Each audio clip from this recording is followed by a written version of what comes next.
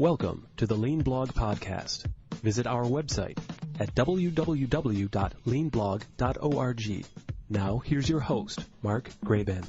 Hi, this is Mark Graban. Welcome to episode 258 of the podcast for August 2nd, 2016. Joining me today is somebody who's been a guest many times here. He is Jim Hunsinger, the president and founder of Lean Frontiers. And you can go back and check out episodes 8, 15, 33, 196, and most recently, episode 251, which was audio of Jim interviewing Russ Scafidi. And I'm hoping Russ will actually be a guest on the podcast sometime later this year. Now, Jim has written 2 ebooks.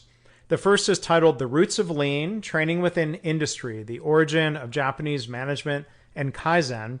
And the second is Deflation, The Road to Prosperity. And we'll talk about that second book and topic in the podcast today. We're also going to talk a bit about the lean accounting and lean management topics. These are the focus of 2 upcoming summits being held jointly in San Antonio, August 25th and 26th. I hope you can join us. I'll be there giving a talk on the topic of practicing lean to kick off the event, and I'll be around that whole day. Lean Frontiers has many great events that they produce throughout the year. I hope you'll get to check one out sometime. You can go to www.leanfrontiers.com to learn more.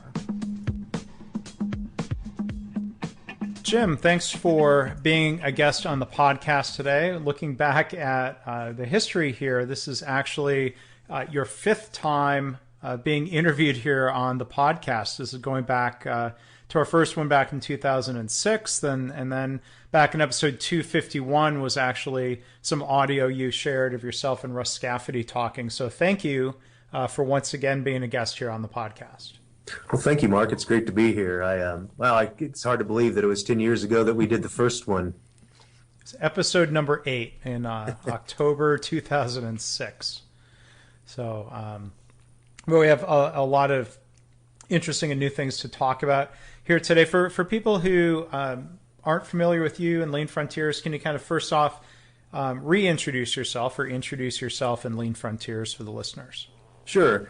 Jim Hunsinger, obviously with Lean Frontiers, and what Lean Frontiers is our organization is we're focused on putting on conferences and in essence really trying to build communities around niche subjects under the lean enterprise. So we started off over 10 years ago with the Lean Accounting Summit in 2005, and then also started in 2007 the TWI Summit, and then over the years have grown into a variety of events around Lean HR, Lean Management Summit, the Kata Summit, Coaching Summit that we do jointly with the Lean Enterprise Institute, and even doing a summit overseas on TWI and actually expanding it into Kata as well. So just really trying to build and develop communities and the knowledge and the learning around the different subject matters under the Lean Enterprise. So we're going to, I think, recap some or kind of talk about some updates of some topics that we've been talking about Sure. for over 10 years here. But I think one of the other topics that I think we haven't talked about in previous podcasts is something you've written about, you've shared with me in the past, and have something published on what you call the deflationary economy and the lean business model. So, first off, as to delve into this, what do you mean by deflationary economy? Yeah, I guess there's two definitions to a deflationary economy. One is from classical economics, which is the decrease of the value of currency due to manipulation, or the increase of the money and credit supply. That's classic economics. More contemporary definition, what's used more today, is deflation as a decrease in the general price level of goods and services due to productivity improvements. And that's what I'm really talking about here, not the classic one, although that is important, but the more contemporary one. So the decrease of the price of goods and services due to productivity improvements, that's certainly where the lean business model rolls in, because there's no better business model out there that accomplishes that than a lean business model. So that's the kind of the intimate direct link between the two, and really kind of where the importance lies with that link. the norm, or correct me if I'm wrong in this, the norm, at least in modern times, has been to have a slightly inflationary economy where a little bit of inflation is considered to be a good thing, not too much inflation like the late 70s or like we see in some countries around the world. Is that the case, or what's the difference, or what's the impact? Would you consider a slightly deflationary economy through productivity improvement to be better, to be a good thing? Yeah, I guess it would be this, and this could be probably a whole series of podcasts on its own. This subject matter is currently, and for the last really 100 years in the United States, we've had an inflationary orientated economy. If you look at things historically, and I've done a lot of research on this, some of that's in the writing I've done on deflation, but also overall economics, is if you look at the history of the United States, actually all the way back to colonial America, and I've got data back to the mid 17th century to about 1660, we actually had the prices of goods and services stayed flat, generally speaking, up until about 100 years ago, up till around 1910, 1915, and that's when prices started increasing. So the role with that is, the way the deflationary aspect of that is, but over that time from the mid 1600s up to before prices started increasing, people's incomes increased, which is why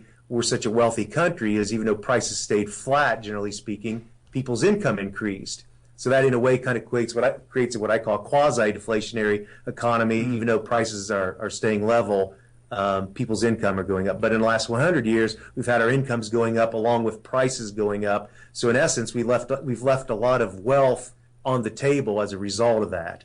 Yeah, because if incomes are rising, yes, but prices are high, or purchasing power has not gone up. So, and this is where people talk about what's something. A bottle of Coke used to cost 15 cents or something, that would say, well, that's like $2 in today's money. Yes. Or whatever the inflationary factor is over time, right?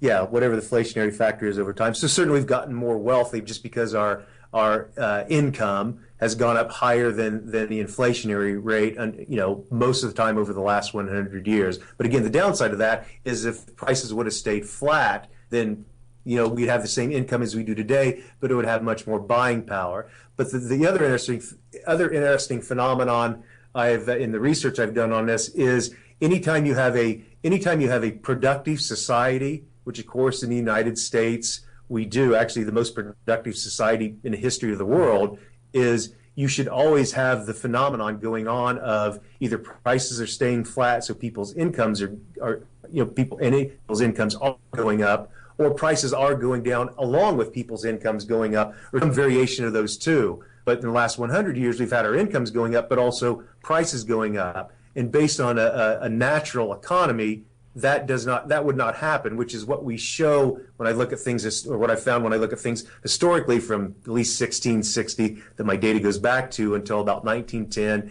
is prices were flat as people's incomes go up because of productivity that went on. And that certainly accelerated as we came into the Industrial Revolution, and as we came into the 20th century, that productivity really started increasing at a very substantial rate. Yeah, because that productivity was caused by, or a lot of it came from technology, transportation, electricity, computers.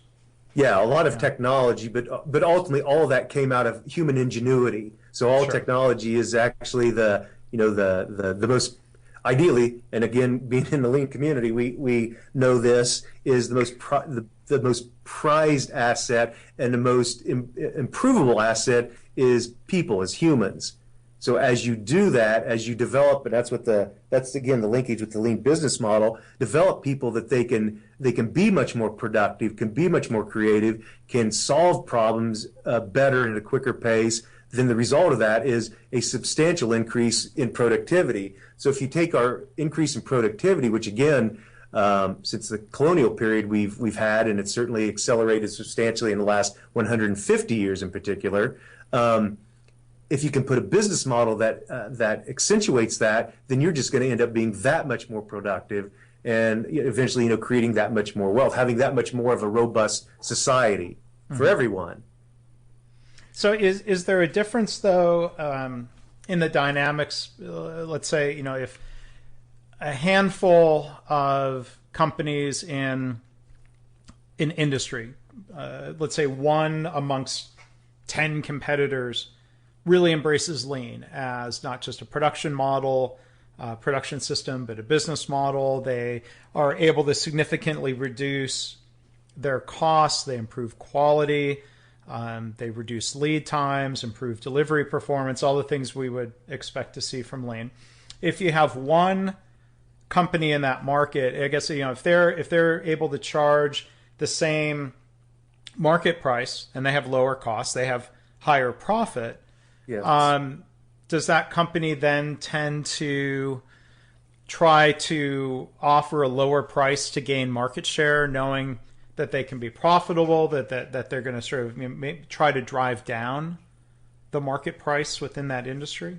They can, and I guess the advantage, and even a more broad advantage, and you bring up the very good point, is when companies do that, if the company in their particular market become lean and their competitors aren't, or certainly aren't as quickly as they have, it gives them multiple options. So what these options are is what you said. They can certainly lower the price by keeping, the same margins, and obviously that's an advantage. They could actually, if the market wants it, they can keep the same price, but they're getting a higher margin per the products or services they sell than their competitors. So they're developing more capital that they can utilize in a variety of ways. And sometimes they can even drop the market price while still even increasing their margin compared to their competitors. So it gives a much more flexibility for an organization. And when you have that type of flexibility, that creates a lot of power, particularly over the long term, on how you can run your business and how you can adjust with market changes and market dynamics. Mm-hmm. And that's key. And one place to look at that where we saw that phenomenon happen to a certain degree was certainly in automotive. Certainly in automotive, just from an overall competitive standpoint. We also saw the phenomenon happen when the recession hit back in 08 and 09, just what the position was that, in this case, Toyota versus a couple of their competitors were in at the time that market hit. I mean, when that hit, certainly Toyota didn't like it because it dug into them, but they were positioned to weather that at a much more robust level. And so, kind of thinking through dynamics within an industry, let's say, more organizations, more of those competitors are getting on board with lean. They're also reducing cost and improving performance. Mm-hmm. Where's the balance, or what's the dynamic? If we say on the one hand, value is defined by the customer, prices are set by the market. Yeah. There's also sort of that dance of like, well, if people are offering a lower price and the quality's as good or better, people are going to go to that. So is this where if lean starts becoming more the predominant way of doing things in an industry, whether it's automotive or other industries, is there going to be downward pressure on price, all other things being equal? I mean, car prices haven't come down. Arguably, we're getting more value. We're getting more features from our vehicles. I mean, what happens, within an industry as lean really becomes to take hold? Or what would happen if nationally, if lean were to become, the new conventional wisdom? Is that where you start getting into those deflationary pressures? Yeah, and actually, your question you asked is a great question, because there's two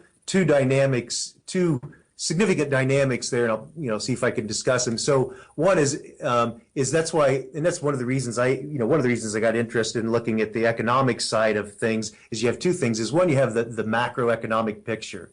So as we talked earlier, we actually have a inflationary, in a way, macroeconomic picture that the United States has been working with for the past 100 years. So that from a macro level does push up the prices of goods and services, and that's really from the classical sense of deflation or inflation in this case, where there's not a standard from the monetary in the way that's ran. So if you have more dollars in the system, then the prices are going to go up just because there's more dollars as a commodity, more dollars chasing the same number of products. So that's a upward pressure for the price. Obviously, what you're talking about from a lean perspective, that certainly does put a downward pressure from the things we talked about, as well as, gee, if I could produce a product at the at a lower cost for myself, or since I have higher margins, that's going to put a downward pressure. But also, too, the other results out of that are, gee, not only can I produce it at a lower cost, but I also can produce a higher quality product or service, and I also could have more features on it. So again, that puts two things. That puts downward pressure potentially, but you also have the upward pressure of the macroeconomic, functionality that's going on. And also, too, products will tend to go up in price, but not all products, and I'll give an example, will tend to go up price. Like you said, cars. Cars have certainly gone up in price, and you're right, the value of the car, the functions and features and quality and performance have all increased as well, even though we're paying more of a price, although you'd have to look at in an inflation calculator to see how much they've gone up per what they were, 10 years ago, 20 years ago, and the value of the dollar. But there are other products that the opposite is going on, even though we have a generally inflationary economy. One of them, a good example, is your television. I'm paying the same, probably around the same price for a television that I did even 5 or 10 years ago, a TV that's substantially bigger, a substantially higher quality of the picture. I mean, I look at when I see old tube TVs now, I sit there like a sporting event and I think, gee, how did we ever watch that? It's so grainy, 5, 10, 20 years ago. Plus all the features on a TV, internet access, hooking up your computer to it and just all kinds of features. So that's certainly, electronics is one, even in our macro inflationary economy, where the prices have gone down or again stayed level with substantially better offerings. Right, and arguably not because of lean, but just because of technology advancement, competitive pressures. Yes. So there's a lot of competition in the TV space. Some companies are getting out of the TV business because it's been a very low margin business. Very low margin. Yeah, essentially. Well, so for a 32-inch TV now, you could go to Meijer, Walmart, other places, and buy a 32-inch TV for high definition TV for $150. 10 years ago, a TV smaller than that would have cost you more than that, of lower quality and lower features. So the dynamics can be a lot of times very dependent on the particular industry that you're looking at.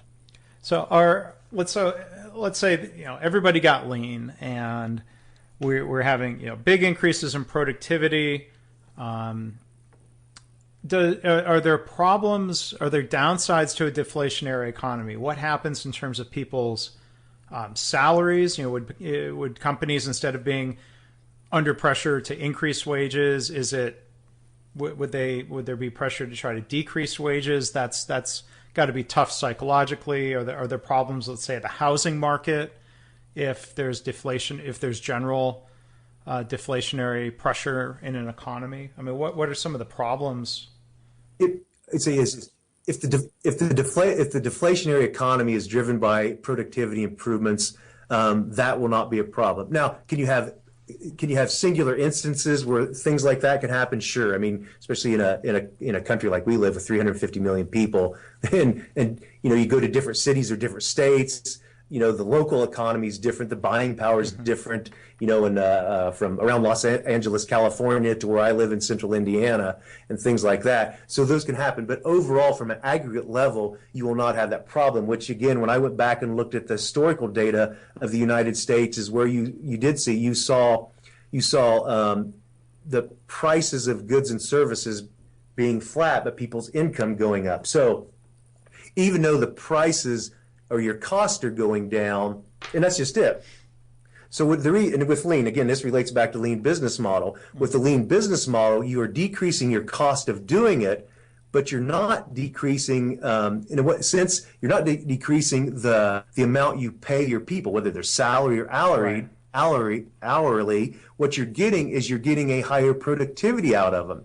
So you're getting more output per person because you have this system and you develop these people to have that capability. So if prices going down, actually cause people to be poorer, you would not have countries like the United States or European countries or rising, economies like in Hong Kong or South Korea, or even in China now, where people's incomes are going up. So what people So if you look at the United States, United States, generally speaking, has higher productivity than any place in the world, although we also are some of the highest people paid in the world as well. So it's really a function of productivity. Now, the downside of that is, again, is from a deflationary, is looking at the classical definition of where, in a sense, you're manipulating the currency, increasing the amount of currency, which, so if you have some money in savings and the amount of currency and credit is increased, your buying power that you have saved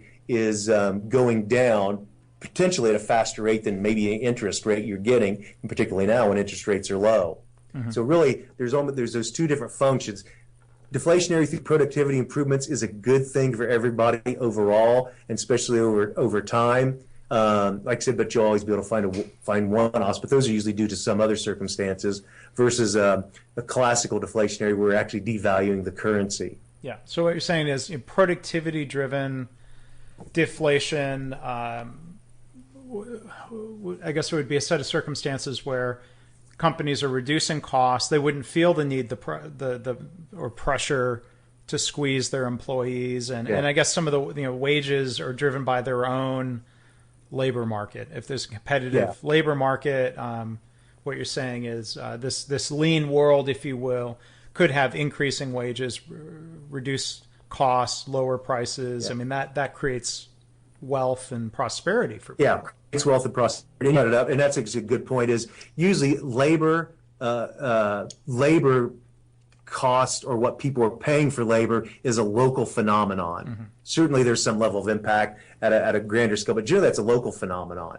So again, for example, what you're going to pay somebody in rural Iowa is going to be lower maybe per hour, and actually even a salaried person for that matter, than what you might have to pay somebody if they live in downtown Chicago. Even though they may make a higher salary in downtown Chicago, the buying power is lower just because the prices there locally for housing and transportation or other things, even maybe food, is higher. So again, usually those are local phenomenons that are going on. All right, so let's talking about some of the current state of lean accounting. Sure. And I would invite people. I mean, we touched on this all the way back in episode 8. People can find if they go to leanblog.org/8. But if you can give sort of a recap real briefly around what is lean accounting and where has that movement come in the last 10 years? What's some of the current state of lean accounting? I'd say lean accounting, and I want to say I'm giving very general definitions, but lean accounting is about how you change your accounting practices in order to better give information and particularly, but not exclusively, financial information to your organization so it can make good and valid decisions. So there's things like value stream costing is maybe somewhat at the center of that, and techniques that are used that are different from traditional costing, like overhead costing and things like that just simply give you a more accurate representation financially of what are things actually costing you. And that's obviously good to know. You want accurate information. So another aspect of it that's been around the lean accounting community is what we call accounting for lean. So what that is related, but it's really about how are the people in your accounting staff, how are they providing, again, information that is helping the organization make good decisions? And a lot of times that may not necessarily be financial information or not direct financial information. So it's really fundamentally around, at least accounting for lean or lean accounting, is how can we in the accounting part of the business, how can we give the rest of the business information that's valuable and useful for them to make good decisions as they work on the business in all aspects.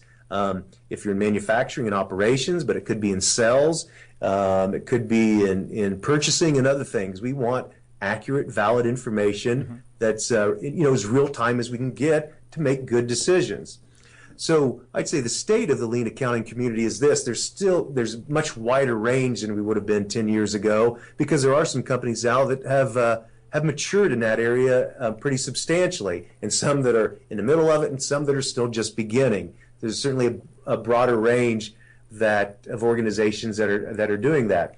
So the one more mature ones now do have a lot of things, like do have good value stream costing systems and functions in your organization. And what they're really doing probably now is really expanding it. And that is part of the reason why we started a couple years ago the Lean Management Summit. Mm-hmm. So the Lean Management Summit is again, what are these management systems that companies use or should be using, I guess, in the Lean organization in order to better manage the overall business. So things like Hoshin Conry, or this year we're going to have some talks on target costing, which, that's somewhat financially related, but it's really more looking at, are we reaching the thresholds of the market from, again, a pricing standpoint and our margin needs as an organization? And what are some of the tools and techniques and infrastructure that we need in our organization in order to do that effectively and move that information to the organization where it's needed, when it's needed? Mm-hmm. So that's what some of the more mature companies are working on. And again, that's one reason why we've coupled the Lean Management Summit with the Lean Accounting Summit, because it's a lot of those people that have been involved in the Lean Accounting community are the ones going, hey, we need to know how we do these other practices in our organizations in order to be more effective at the broad lean enterprise standpoint. Yeah. And let's give some quick details about the summit.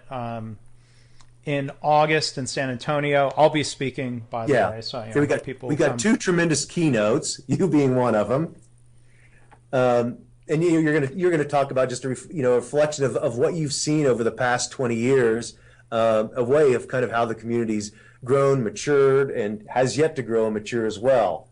And the broader lean community, because I'm barely conversational in lean accounting, but. Yeah, from that standpoint. And the other one is going to be Steve Brenneman, who's actually the CEO of a company called Aluminum Trailer Company.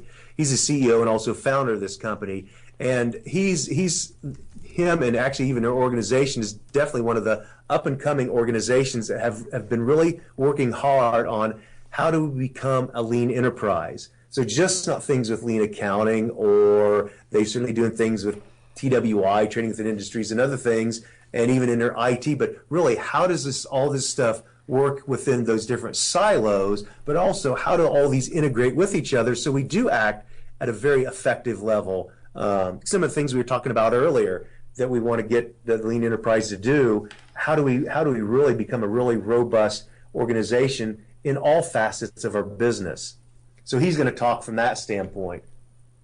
Yeah, and the dates, again, this is in San Antonio, such a great place to visit, August 25th and 26th, the Lean Accounting Summit, the Lean Management Summit. There's some overlap, and then there's some breakout into different tracks, correct? Yeah, some overlap. So there'll be two, they'll run concurrently, so there's two tracks for the Lean Accounting Summit and two tracks for the Lean Management Summit.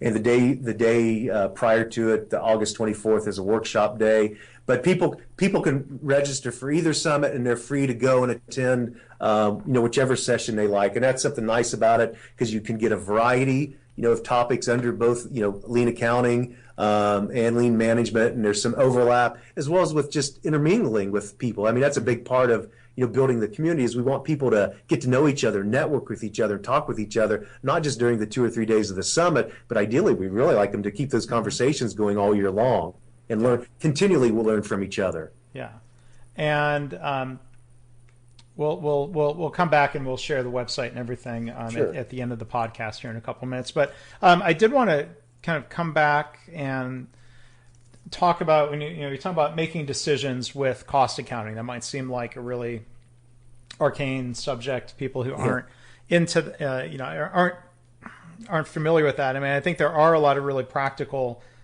things to consider. I think I'm in a manufacturing company.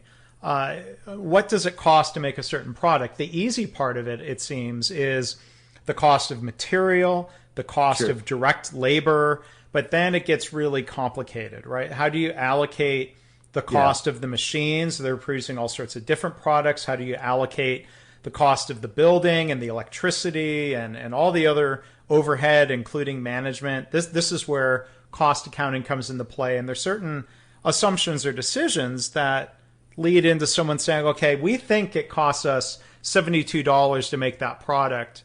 It's profitable or not? Or should we stop making a certain product? Should we expand a certain product line. Those are some of the decisions that people would make in manufacturing, right? Yes. Yeah, and that's the thing. That's, I guess, the main, differentiation between traditional accounting and lean accounting. You're right. It's really, a lot of it really stems out of the overhead and the allocation process. And that's what companies discover is certainly they had pricing and internal cost for their products, but what they tend to find out is that that information was completely inaccurate. So they're making decisions for the business, important decisions, even if they're small or particularly large decisions, based on information that's not accurate. And that's the thing with lean accounting is what it does is it helps you understand how to develop a system and your functionality that you do have accurate information about what your products and your processes are really costing you. And again, for the goal of, we want to make decisions on that, like you mentioned a number of reasons to do it. Should we be actually insourcing some products? Should we be expanding? Where should we be expanding? Was this, that's another thing that relates to this, is this piece of equipment we're considering, is it really a good investment or not a good investment? That actually even leads into the whole aspect of what I call right designing, and actually economies of scale thinking, is a lot of times we buy our systems and design our systems for economies of scale. And that's the difference with lean, is you really want to try to do things at a scale of one. How can we have effectively do whatever our processes are, putting out our product, at as effectively as producing one, as 10, as 100, as 1,000, and so forth. So there's certain physical dynamics that you learn about and do well too, which also, again, makes you more productive. Because if you, in a sense, overbuy capacity, and that's what we do traditionally with process, overbuy capacity, we have this urge to try to run hard in order to, we think, falsely bring down the cost of it. But actually we don't. The cost just gets tied up in inventory or poor allocations or in capacity we purchase that ultimately we may not use because maybe the market doesn't grow into that area. Yeah. So that's a whole other aspect of way this discussion that's very important as well. And I think this is an area where healthcare is far behind manufacturing around the question of how much does it cost to do a certain surgical procedure. There are some very easily knowable direct costs, and then there's a lot of overhead to allocate throughout the health system. So, I mean, I think that's going to become a really important challenge as we start looking at value-based purchasing, trying to reward people for value, and trying to steer patients or payers or employers, encouraging people to try to find lower cost care. How do we really determine what's lower cost care, and how do hospitals make similar decisions about lines of service lines that they want to expand or get into?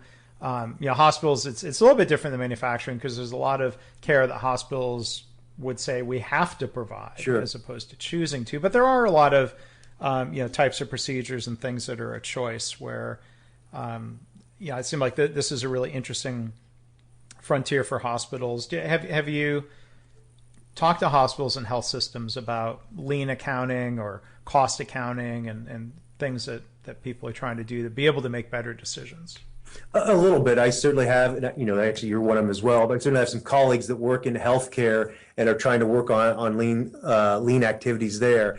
There hasn't been as much traction from the accounting side in healthcare compared to, in manufacturing and even some other service industries as well, from the accounting standpoint. And my guess, it probably has some, and you may be able to articulate some of this as well, probably something to do with the functionality, because obviously in healthcare, there's a huge part of that industry is the third-party system, the payer system, the insurance system, which drives a lot of the financial and accounting procedures and how costs are allocated and moved about. And that's a functionality that's not with when you get into manufacturing and things like that they just don't have to deal with, but the healthcare system is going to have to deal with. But you brought up a lot of good points. If you look at manufacturing, I always call it kind of the 50% rule.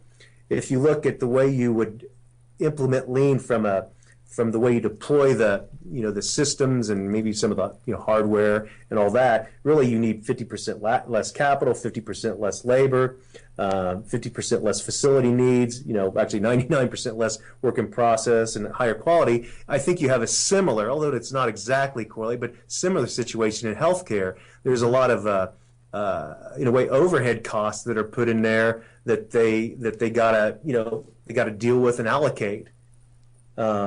With that, and I think there are some hospital systems that have done some learning. I know ThedaCare is one of them over the years, that they don't have to, in a sense, invest as much in order to get out better and higher quality, for their patients, and even safer, healthier care as well. Yeah. Well, and maybe we'll get to have some good discussions about that with people at the summit. One other topic here, just before we wrap up here, one of the things I'm going to address in my keynote talk, this idea of practicing lean, and we hopefully we learn by doing, we get better over time. Hopefully we have people mentoring us, that we've all made mistakes in our lean journey, and we see other people make mistakes. I'm curious, what's your take on what I've dubbed as the awkward acronym LAME, or lean is mistakenly explained, or what Bob Emiliani might call fake lean. Why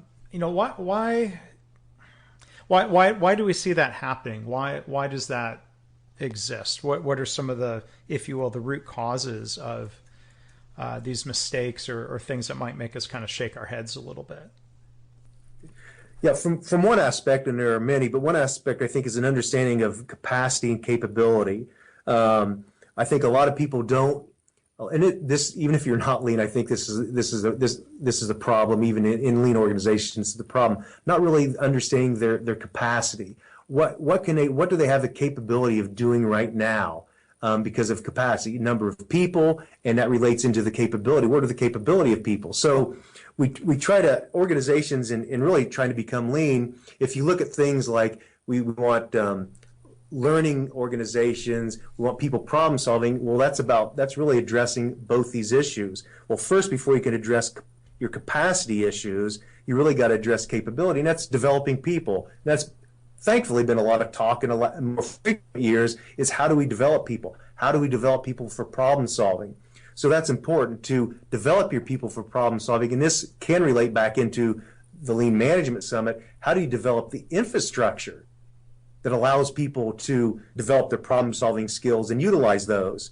So once you start doing that with your people, again, people being by far the most important asset, and actually every other asset is a result of human activity, you develop people's capability in problem solving and the systems they're working with that allow them to do that better. And when you do that, as a result, you improve your capacity. So in a sense, that's productivity improvement.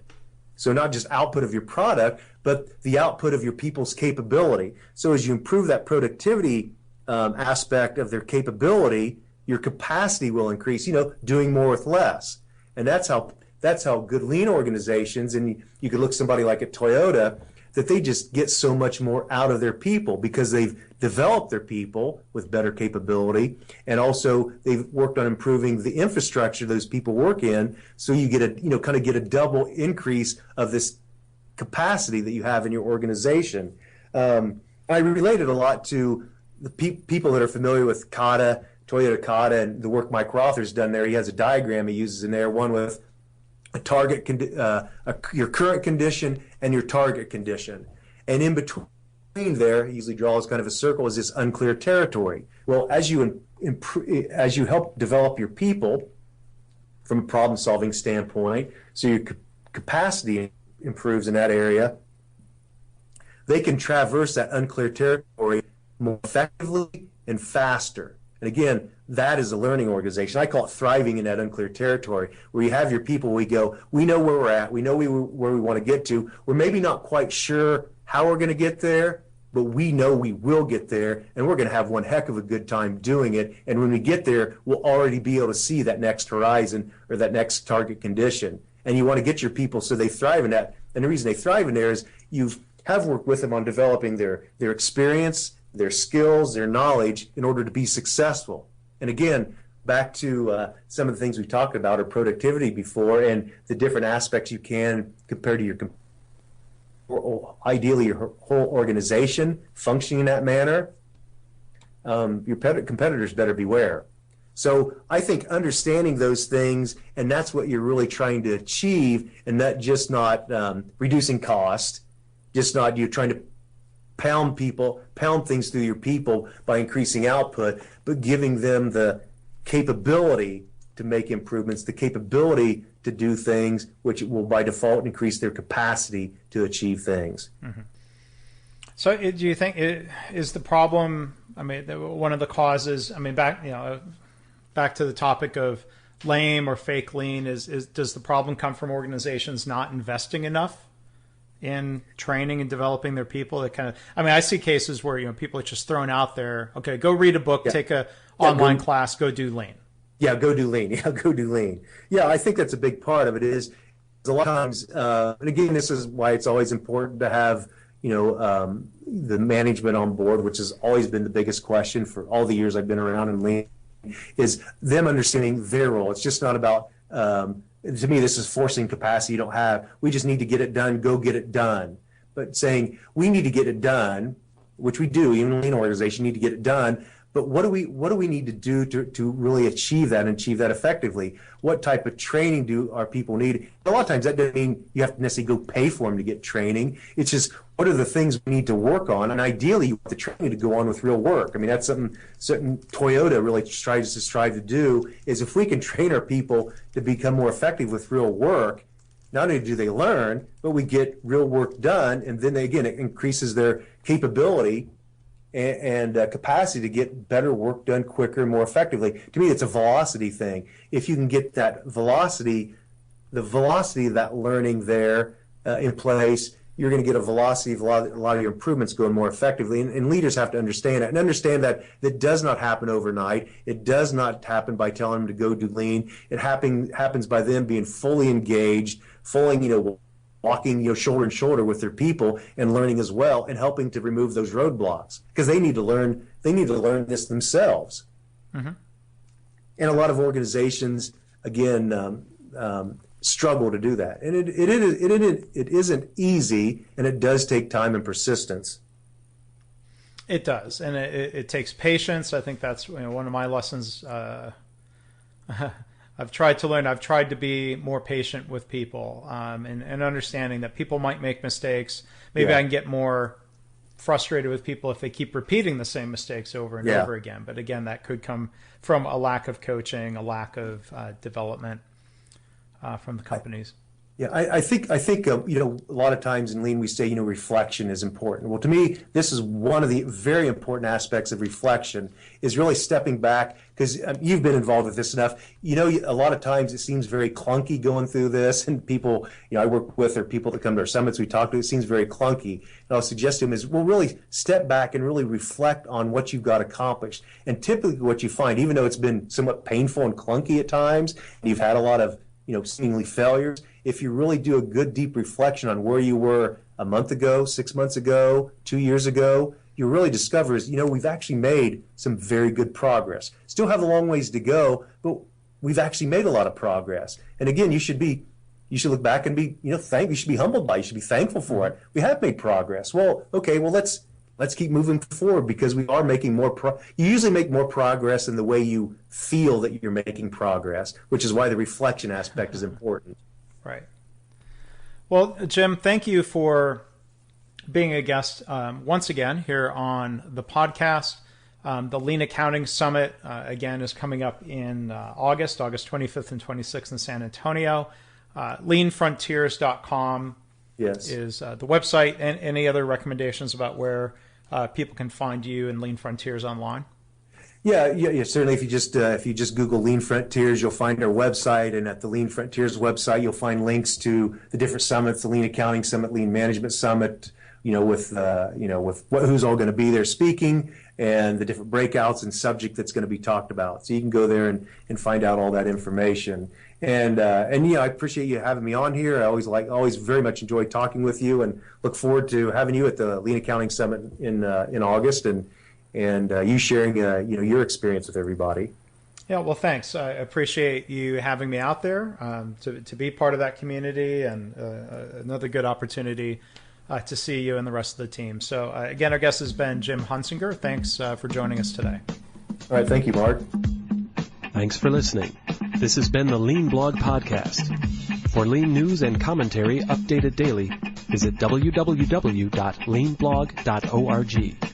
If you have any questions or comments about this podcast, email Mark at leanpodcast@gmail.com.